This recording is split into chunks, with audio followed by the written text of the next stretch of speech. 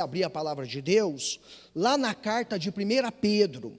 A carta de 1 Pedro, capítulo 1, do verso 1 até o verso de número 9. A saudação também, porque também, assim, irmã Nair, alguns rostos também para mim são rostos novos também aqui na Igreja Batista Alvorada. Então, alguns rostos são novinhos, mas que bom que você está aqui nessa noite. 1 Pedro, capítulo 1, do verso 1 ao 9. Reinaldo, está em qual tradução essa? Almeida Revista e Corrigida? É isso? Então eu vou ler ali naquela tradução, porque eu estou aqui com a NVI, então eu vou ler na que está ali. Tem a NVI também? Põe a NVI aí então, que vai me ajudar por conta do texto. Diz a palavra: Pedro, apóstolo de Jesus Cristo, aos estrangeiros dispersos no Ponto, Galácia, Capadócia, Ásia e Bitínia, eleitos segundo a presciência de Deus Pai, em santificação do Espírito, para a obediência e a aspersão do sangue de Jesus Cristo, graça e paz vos sejam multiplicadas. Bendito seja o Deus e Pai de nosso Senhor Jesus Cristo, que, segundo a sua grande misericórdia, nos gerou de novo para uma viva esperança pela ressurreição de Jesus Cristo dentre os mortos, para uma herança incorruptível, incontaminável e que não se pode murchar, guardada nos céus para vós, que mediante a fé estáis guardados na virtude de Deus para a salvação já prestes para se revelar no último tempo, em que vós, e é a partir daqui que eu vou trabalhar o texto com os irmãos nessa noite, em que vós grandemente vos alegrais, ainda que agora importa, sendo necessário, que estejais por um pouco contristados com várias tentações. Tem algumas traduções que no lugar da palavra tentações, está a palavra provações, para que a prova da vossa fé, muito mais preciosa do que o ouro que perece, e é provado pelo fogo, se ache em louvor e honra e glória na revelação de Jesus Cristo, a qual não o havendo visto a mais, no qual não o vendo agora, mas crendo, vos alegrais com gozo, volta lá, nele exulto com alegria indivisível e gloriosa. Até aí, acredito eu. Verso 9, pois receberão o resultado da sua fé, a salvação de vocês. Amém, irmãos? Feche seus olhos só por um instante. Pai de amor, Pai santo, nós estamos diante da tua palavra esta que é inspirada pelo teu Espírito Santo, e nós pedimos a ação desta palavra nas nossas vidas nesta noite. Assim nós oramos em nome do teu Filho Jesus. Amém e amém. Eu quero pensar e meditar com os irmãos sobre o seguinte tema: fé apesar das provações, ou também pode ser fé apesar dos sofrimentos. O apóstolo Pedro, ele é o escritor da primeira carta e da segunda carta que leva o seu nome. E se você for ler toda a carta de 1 Pedro, você vai descobrir que um dos temas que Pedro está abordando nessa carta é a respeito das provações, das tentações, dos sofrimentos de Cristo, porque ele vai mencionar os sofrimentos de Cristo, e ele também vai mencionar o sofrimento que aqueles cristãos, lá do primeiro século, ali no ano 68, ou um pouco do ano 68, quando ele vai ser morto, quando ele vai ser decapitado em Roma, crucificado de cabeça para baixo, segundo a tradição da história da igreja. E aí eu queria mencionar primeiramente para os irmãos, os textos, os versículos dessa carta, onde o apóstolo Pedro menciona sofrimento. Olha lá o capítulo 1, verso 11, que diz assim: procurando saber o tempo e as circunstâncias para os quais apontava o Espírito de Cristo, que nele estava quando lhes predisse os sofrimentos de Cristo, e as glórias que seguiriam aquele sofrimento.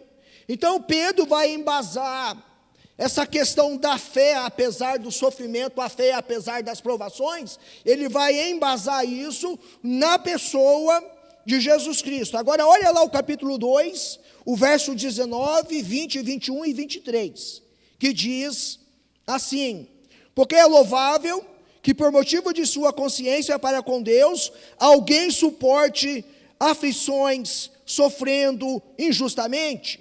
Pois que vantagem há em suportar açoites recebidos por terem cometidos o mal? Mas se você suporta o sofrimento por terem feito o bem, isso é louvável diante de Deus. Para isso vocês foram chamados, pois também Cristo sofreu no lugar de vocês, deixando-lhe o exemplo para que sigam os seus passos. Então Pedro está dizendo, olha, Jesus sofreu. Jesus passou por provações. A gente também vai passar por isso. Verso 23, quando insultado não revidava, quando sofria não fazia ameaças, mas entregava-se àquele que julga com justiça. Agora vai lá para 1 Pedro, capítulo 3, verso 14, 17 e 18, que diz assim, todavia mesmo que venham a sofrer, porque praticam a justiça, vocês serão felizes. Não temam aquilo que eles temem e não fiquem amedrontados. Verso 17. É melhor sofrer por fazer o bem, se for da vontade de Deus, do que fazer o mal. Pois também Cristo sofreu pelos pecados uma vez por todas, o justo pelos injustos, para conduzir-nos a Deus, e ele foi morto no corpo, mas vivificado pelo Espírito. Capítulo 4. Verso 1 e 2. Portanto, uma vez que Cristo sofreu corporalmente, armem-se também do mesmo pensamento. Pois aquele que sofreu em seu corpo, rompeu com o pecado, para que no tempo que lhe resta, não vivam mais para satisfazer os maus desejos humanos, mas sim para fazer a vontade de Deus. Verso 13 e 15. Mas alegrem-se à medida que participem dos sofrimentos de Cristo, para que também, quando a sua glória for revelada, vocês exultem com alegria. Se algum de vocês sofre, que não seja como assassino, ladrão, criminoso, ou como quem se intromete em negócios alheios. Contudo, se sofre como cristão, não se envergonhe, mas glorifique a Deus por meio desse nome. Verso 19 do capítulo 4. Por isso mesmo, aqueles que sofrem de acordo com a vontade de Deus, devem confiar sua vida ao seu fiel Criador e praticar o mal. Capítulo 5, verso 1. Portanto, apelo para os presbíteros que há entre vocês, e o faço na qualidade de presbítero, como eles da testemunha dos sofrimentos de Cristo, como alguém que participará da glória a ser revelada. Verso 9, resistam-lhe permanecendo firmes na fé, sabendo que os irmãos que vocês têm em todo o mundo estão passando pelos mesmos sofrimentos.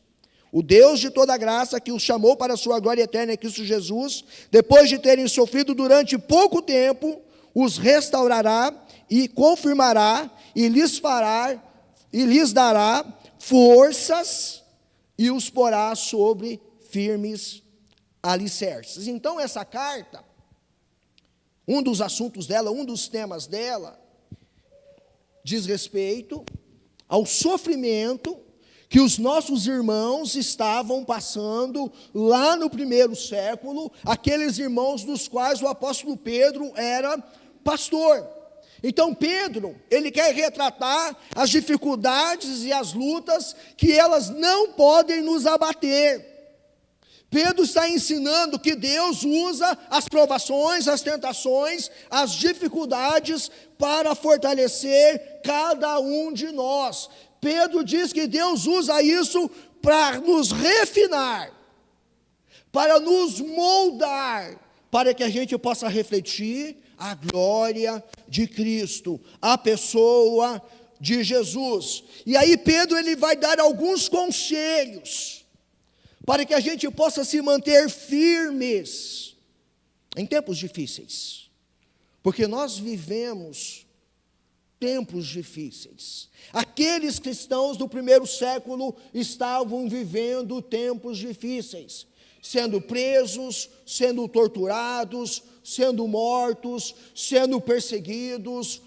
Eles estavam, as suas coisas, aquilo que eles tinham, aquilo que eles conquistaram, estavam sendo tomados pelos gentios, pelos outros povos que não temiam ao Senhor. O apóstolo Pedro, ele percebeu as lutas e as perseguições que aqueles irmãos estavam enfrentando. Então ele escreve essa carta para dizer: olha, Deus não abandonou vocês, Deus não esqueceu vocês. Há um motivo, há uma razão, há um propósito pelo qual vocês estão sendo provados, pelos quais vocês estão sofrendo. Então Pedro está escrevendo para que eles tenham esperança, para que eles tenham ânimo e para que eles descubram o sentido para aquilo que eles estão passando e para aquilo que eles estão vivendo. E Pedro vai usar como fundamento para isso a pessoa do nosso Senhor e do nosso Salvador Jesus Cristo. Império Romano estava perseguindo os cristãos. O judaísmo, os fariseus, os escribas, os mestres da lei, também estavam perseguindo os cristãos. E havia então uma intolerância para o cristianismo, para o povo de Deus, para a igreja de Deus. Talvez no nosso país ainda a gente não vivencia alguma coisa a ponto desse nível ou dessa maneira, mas isso acontece na China, na Coreia, acontece em Cuba, acontece em países e povos na África, países muçulmanos e assim por diante. Então os cristãos estavam enfrentando discriminação, atos de violência, prisões, o confisco das suas propriedades. E alguns começaram a vacilar na fé. Irmãos, no nosso país existe já uma perseguição que ela é muito velada. Se você se posicionar nas redes sociais com alguns determinados temas, você será cancelado na internet e você será perseguido nas redes sociais. Então não se engane, já acontece na nossa nação, no nosso país, de alguma maneira, isso já está acontecendo. Outros cristãos temiam e teriam que suportar o que estava acontecendo. E você sabe que o próprio Pedro, algumas vezes ele foi preso, algumas vezes ele foi açoitado, e algumas vezes Deus deu livramento a ele. Mas teve um momento que a vida dele se encerrou aqui nessa terra. Então Pedro tinha autoridade, ele tinha o direito de falar àquele povo que estavam passando por sofrimento, que estavam passando por dificuldades. Então Pedro quer encorajar eles a permanecerem firmes e constantes no Senhor, porque aquele povo era o rebanho dele, era a igreja que Deus confiou a ele a cuidar naquela nação, naquelas nações, naqueles lugares que são mencionados ali na primeira carta, ali no versículo de número 1 e no versículo de número 2. Quando você lê do 1 até o 5, Pedro ele vai abordar o assunto da salvação. Pedro vai falar a respeito da excelência da salvação. Pedro ele fala como uma pessoa é salva, como uma pessoa é mudada, como uma pessoa é transformada. Pedro fala sobre que nós precisamos exaltar, glorificar, bendizer esse Deus que nos salvou, que nos transformou em Cristo Jesus. Pedro menciona a grande misericórdia de Deus. Pedro fala como nós fomos regenerados para uma esperança viva.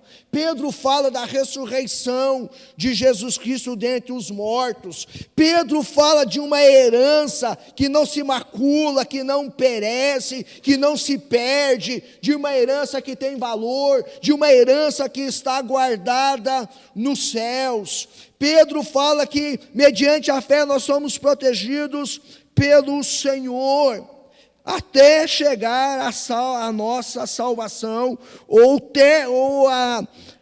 a plenitude da salvação, que é a glorificação, quando nós estaremos com o Senhor na eternidade. E aí Pedro fala dessa salvação que está para ser revelada no último tempo. E nada mais, nada menos que a vinda de Jesus, quando todos o verão, e toda língua confessará, e todo joelho dobrará e confessará que Jesus Cristo é o Senhor, para a glória do Deus, o Senhor, o nosso Pai.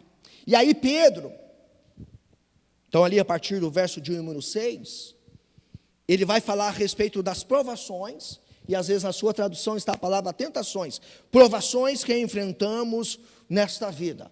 Qual é o objetivo delas? Bem simples. O objetivo é preparar-nos para a glória. Para quando nós vamos ter os nossos corpos glorificados. Então vamos lá, algumas lições. Primeiro, as provações são pedagógicas. Quando a gente passa por provação, por sofrimento, por tempestades, é comum a gente dizer e perguntar: por que eu? Um dia a minha filha, a Isabelle, perguntou: pai, por que eu? Aí eu fiquei pensando, aí minha resposta foi: por que não você? Porque você não é melhor do que ninguém. Quem disse que você não pode passar por isso? Quem disse que você não pode enfrentar essas provações, essas lutas e essas tempestades?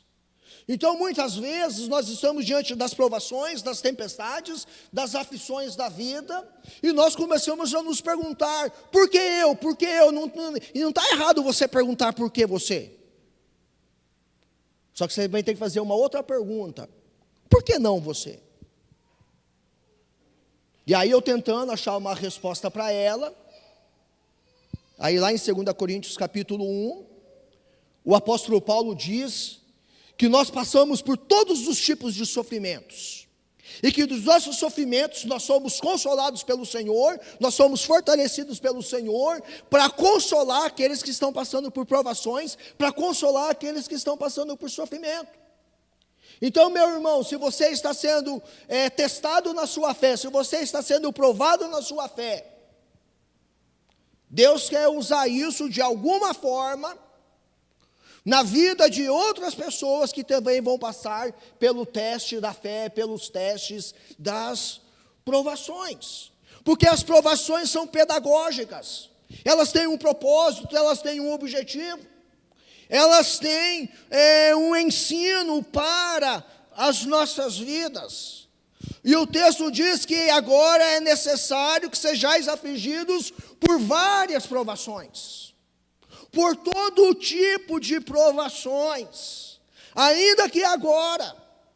O que significa? Que há indícios, há ocasiões especiais em que Deus permite com que provações e aflições aconteçam na sua vida, na minha vida e também na vida da igreja, do povo de Deus. Muitas vezes é para disciplina, é para correção, mas muitas vezes também é para o nosso crescimento espiritual, para a nossa maturidade espiritual. Lembra do apóstolo Paulo? 3 vezes orou ao Senhor para tirar o espinho na carne, e Deus não tirou os espinhos na carne. Aí Deus disse: Paulo, o meu poder se aperfeiçoa na sua fraqueza. O meu poder não é quando você é forte, o meu poder é quando você está fraco. Então era uma forma de Deus o quebrantar, de Deus mantê-lo rendido e totalmente dependente do Senhor, o nosso Deus. Outra coisa que nós aprendemos das provações, que as provações são variadas. Quais são os nomes das suas provações? Quais são os nomes das suas aflições? Quais são os nomes das suas tempestades? Então elas são variadas. Elas acontecem de várias formas, de várias maneiras, e elas têm nome. E a ideia do texto, quando Pedro fala que elas são variadas, a ideia é que as provações, elas têm cores. E normalmente as cores das provações é a cor preta e a cor cinza. Pedro está dizendo, não importa a cor do nosso dia, seja cinzento ou seja negro. Pedro está dizendo que Deus derrama da graça dele para nos ajudar, para nos socorrer nessas provações, nessas aflições, nos contratempos, nos problemas do nosso dia a dia. Pedro está dizendo com que Deus pode fazer com que isso fique multicolorido. Que aquilo que é cinzento, que aquilo que é preto, que aquilo que nos assusta, Deus pode fazer com aquilo tudo fique colorido.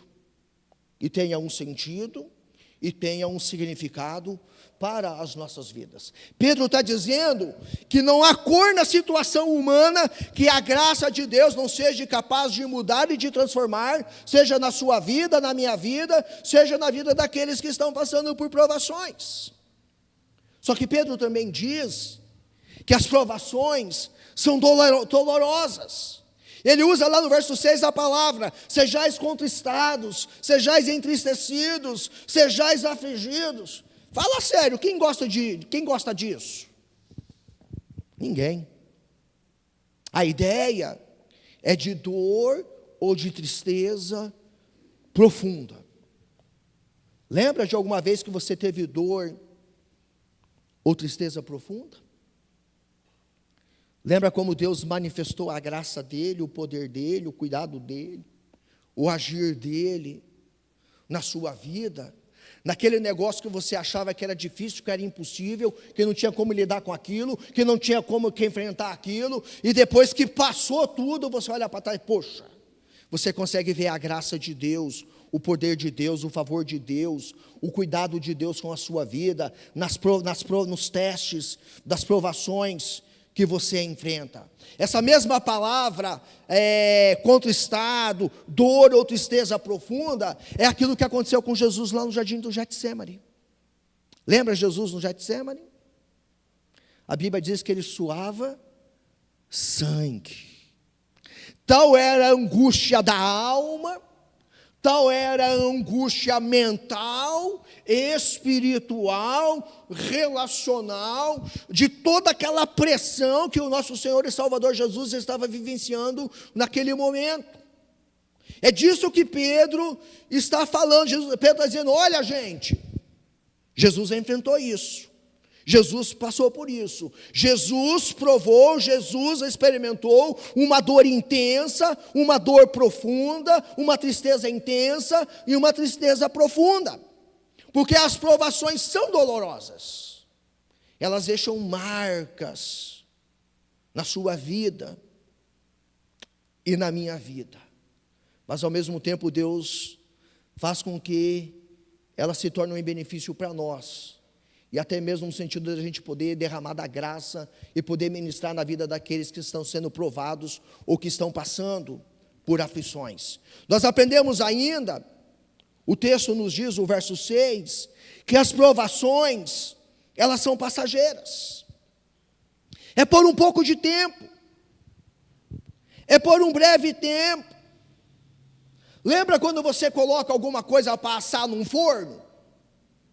Não tem lá 10 graus, 20 graus, 50 graus, 100 graus, 200 graus, 300 graus, não tem lá o termostato lá, aqui na igreja tem aquele forno, não tem um forno lá que vocês regulam ali, para ficar certinho, eu quero que seja 200 graus, então alguém não fica ali olhando para manter ali o 200 graus, irmãos, Deus está com as mãos no termostato, Deus está controlando a temperatura das provações e das aflições que você enfrenta, que você está passando. Deus não permite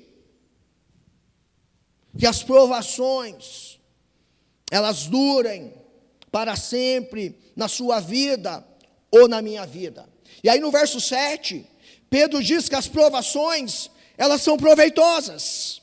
E aí ele usa a linguagem do ourives, da pessoa que mexe com ouro, da pessoa que refina o ouro no fogo, para que aquele ouro fique autêntico, para que aquele ouro fique puro, para que aquele ouro derretido possa refletir a imagem do ourives naquele metal. Pedro está dizendo que assim como alguém é colocado no forno para ser refinado o ouro, nós também somos colocados no forno. E qual é o forno que Deus usa? O forno, a fornalha do sofrimento. E para que Deus faz isso? Para tirar todo tipo de impureza, para que você possa refletir a glória e a beleza de Jesus Cristo. Então vai ter situações, vai ter circunstâncias, vai ter momentos em que Deus vai colocar você nessa fornalha, para te refinar, para te purificar, para que você possa refletir a beleza de Jesus. Porque as provações que nós enfrentamos é um preparo para a glória futura. Deus tem propósito nessas provações, nessas aflições que você passa, porque a glória da nossa salvação se tornará plena na segunda vinda do nosso Senhor e Salvador Jesus. Pedro diz que embora o ouro seja valiosíssimo, e é uma das coisas que mais está subindo nesse momento aí no mundo, é o ouro. Esses dias eu conversei com uma pessoa que faz garimpo lá no estado de Goiás. E aí ele falando, contando para mim como a grama do ouro elevou o preço. Só que também um detalhe. Pedro diz que é perecível. O ouro não dura eternamente. Ele pode ser roubado e ele também pode ser perdido. E essa pessoa que eu conheço contou que é um negócio do tio, assumiu ali um negócio do tio, porque as pessoas que estavam trabalhando no garimpo estavam roubando o ouro que encontravam ali naquele lugar, e ele está lá para cuidar do negócio, para que as pessoas não estejam roubando aquele ouro. O texto diz que nós somos refinados como o ouro, para comprovar, para provar a fé que você tem, se ela é mais valiosa do que o ouro. Pedro está dizendo que é uma fé que traz louvor, glória, honra. Quando Jesus foi revelado, Deus disse que a nossa fé possui um valor muito mais alto do que o ouro. Então as provações preparam para a glória futura, mas Jesus já concede essa glória no presente, que é o verso 8 e o verso 9. Então as nossas provações precisam produzir dois frutos. No verso 7, elas aumentam a nossa fé em Deus. Só que tem gente que acontece o contrário. Em vez de aumentar a fé, render-se mais a Deus, depender mais de Deus, confiar mais em Deus, tem gente que recua, tem gente que vacila, tem gente que desiste. Por quê? Porque hoje está sendo pregado um evangelho que tudo na sua vida, na sua casa, na sua família, no seu trabalho, vai ser tudo 1001 maravilhas. E nós sabemos pela Bíblia que não vai ter nada de 1001 maravilhas, não. 1001 maravilhas vai ter quando o Senhor nos levar para a eternidade e quando nós formos glorificados e termos um corpo parecido, igual ao do nosso Senhor e Salvador Jesus Cristo. Então as provações é para aumentar a nossa fé, a nossa confiança, a nossa dependência de Deus, a nossa rendição total e completa ao Senhor. As provações, elas visam aumentar o nosso amor por Deus. O nosso relacionamento com Deus, a nossa intimidade com Deus, o nosso relacionamento, a nossa comunhão com o Senhor. Então Deus, Ele permite as provações para que nós possamos conhecer as nossas fraquezas. E para que Ele possa manifestar o poder infinito dEle, da graça dEle, da presença dEle na nossa vida. Então as provações é o teste se a sua fé é para valer. E aí, como eu disse aos irmãos, quando vem o teste da fé, tem gente que cai fora, que abandona. Eu lembro quando eu me converti, minha conversão foi aqui, já faz algum tempinho, 31 anos atrás, já tem tudo isso, Nair. Foi agosto de 1994. Eu lembro das pessoas que foram batizadas, que começaram juntos comigo. Tem gente que abandonou. Abandonou por causa das provações, por causa das aflições. Porque ser um cristão não é algo que é fácil. Envolve muitas coisas. E uma das coisas que nós vivenciamos como cristãos é que nós somos provados e testados na nossa fé, nas nossas aflições e nos nossos sofrimentos. Então precisamos saber a verdade sobre as provações e as tentações. Por quê? Porque a vida é cheia de provações e tentações. Qualquer pessoa que pensa e pode olhar ao seu redor e ver que o tempo todo nós somos bombardeados por provações e por tentações. Há todos os tipos de provações, tais como doença, sofrimento, ser ridicularizado, abuso, perdas, dores, críticas, solidão, decepção, o vazio, provações. Há todos os tipos de tentações, a ganância, o egoísmo, o amor ao dinheiro, a embriaguez, o engano, os conflitos, as drogas, a raiva, a gula, a imoralidade, a feitiçaria, as indulgências, a maledicência, as glutonarias, a inveja, o ciúme, a impureza e por aí vai. Aí Pedro está dizendo, irmãos, que provações e tentações são apenas para uma estação, são apenas por um pouco de tempo, por um curto período, eles têm uma temporada. Provações e tentações causam um peso dentro de nós, e ele diz lá no verso 6, elas trazem um peso. O que isso significa? Estar de luto, a sofrer tristeza, estresse, pressão, angústia mental. Mas tudo isso é para quê? Para fortalecer. É para te fortalecer. É para te encorajar. É para fazer com que você permaneça firme. Aí Atos 14, 22 diz assim: fortalecendo a alma dos discípulos, exortando-os a perseverarem na fé, e que através de muitas tribulações, nos importa entrar no reino de Deus. Custa, gente, dá trabalho, não é fácil. E aí nós precisamos conhecer o propósito das provações e tentações. Verso 7, quando um cristão é salvo, por que Deus não lhe dá a ele uma vida perfeita e sem provações? Por que não é assim? Porque seria muito fácil. Você ia levar a coisa empurrando com a barriga. E tem gente que mesmo nas provações e tentações estão levando a vida com Deus empurrando com a barriga. De qualquer jeito, de qualquer maneira. Por que não é fácil? Por que não é tão perfeito assim? Porque a fé do crente deve ser testada. E aí há duas razões pelas quais a fé do cristão é testada e provada. Primeiro, as provações vão mostrar se sua fé é verdadeira ou não.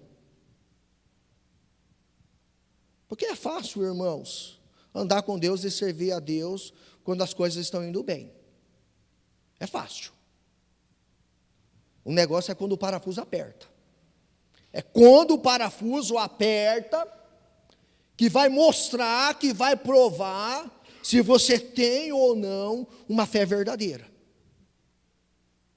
E essa fé verdadeira, ela precisa estar alicerçada, ela precisa estar fundamentada na pessoa do nosso Senhor e Salvador Jesus Cristo. Então as provações mostrarão se a sua fé é autêntica. As provações testam se você nasceu de novo. As provações testam se a sua fé é para valer. Pedro diz que a nossa fé precisa ser provada e comprovada. Por isso as provações e tentações. Para que as pessoas lá fora vejam o poder de Cristo na sua vida e a alegria do Senhor na sua vida e na sua história, a alegria do Senhor. Então Deus usa as provações e os sofrimentos da vida para derramar a sua força, o seu poder, a sua graça, para atrair os perdidos.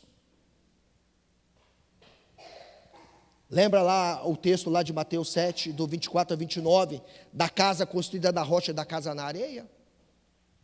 Lembra? A tempestade é igual para ambos. As provações é igual para ambos. Mas a casa, a pessoa, a vida que está fundamentada na rocha, permanece firme diante das provações. A outra lição, que a nossa fé é testada para trazer louvor, honra, glória e a Cristo e também a nós. Isso está lá em Mateus capítulo 5, verso 11 e 12. Isso está lá em 2 Coríntios, capítulo 4, verso 17, que diz assim: porque a nossa leve tribulação, que é apenas por um momento, trabalha para nós um peso muito maior e superior e eterno de glória. E aí Pedro nos dá 4 instruções, e eu vou mencionar elas, e nós paramos aqui a mensagem. 4 instruções diante das provações e dos sofrimentos. Primeiro, amem a Cristo, verso de número 8. Segundo, creiam em Cristo, está no verso 8. Alegre-se em Cristo, está também no verso 8. Não alegar porque você é masoquista, mas você se alegra por causa dos benditos frutos, dos resultados que o teste dessas provações vão causar na sua vida, na sua família, na vida da igreja e no reino de Deus. E por último, obtenham de Cristo. Porque nós não estamos imunes às provações. A grande questão é como que você tem lidado com as provações? Como que você tem enfrentado estas provações que acontecem na sua vida, que acontecem na sua casa e que acontecem na vida da igreja? E aí eu lembro, a Edna perguntou, alguém está passando por alguma coisa? Às vezes a gente fica meio receioso de querer levantar a mão, querer dizer, mas com certeza, sempre alguma coisa relacionada a provações, aflições e tempestades a gente está passando, porque é desse jeito e é dessa maneira que esse negócio funciona e acontece nas nossas vidas, na nossa família e na vida da igreja. Quero convidar você a fechar os seus olhos para nós estarmos orando.